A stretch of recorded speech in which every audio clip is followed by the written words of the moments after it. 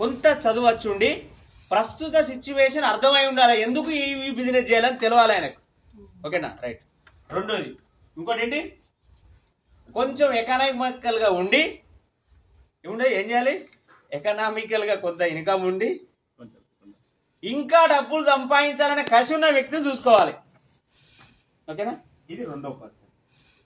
మూడో పర్సన్ ఎవరు?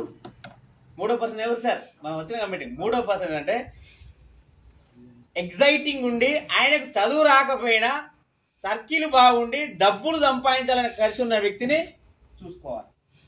ఈ ముగ్గురు వ్యక్తులను చూసుకోవాలి. ఈ ముగ్గురు వ్యక్తులను చూసుకొని కరెక్ట్గా ఆలోచించగా మనం ఏం చేస్తే మన టీం ఆగదు. ఇట్లాంటి వ్యక్తులను చూసుకోవాలి. అవునా?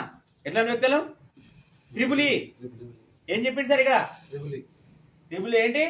ఎంతో కొంత చదువు వచ్చి సమాజం మీద ఇప్పుడు అవగాహన ఉన్న వ్యక్తిని చూసుకోవాలి. రెండోది ఎకనామికల్గా కొంత ఆర్థిక పరిస్థితి బాగుండి ఇంకా డబ్బులు సంపాదించిన కసి ఉన్న వ్యక్తిని చూసుకోవాలి.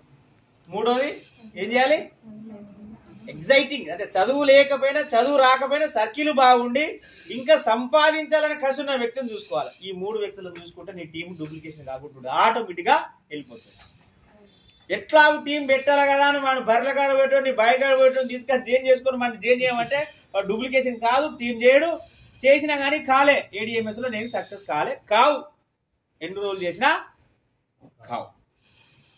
ఇది ప్రాబ్లం. ఇక్కడ మీరు సీనియర్ సక్సెస్ కావాలంటే ఈ సిచ్యువేషన్ మనం ఎంచుకోవాలి. ఏం సార్? అవునా కదా? ఏంటి? అవును సార్. రైట్.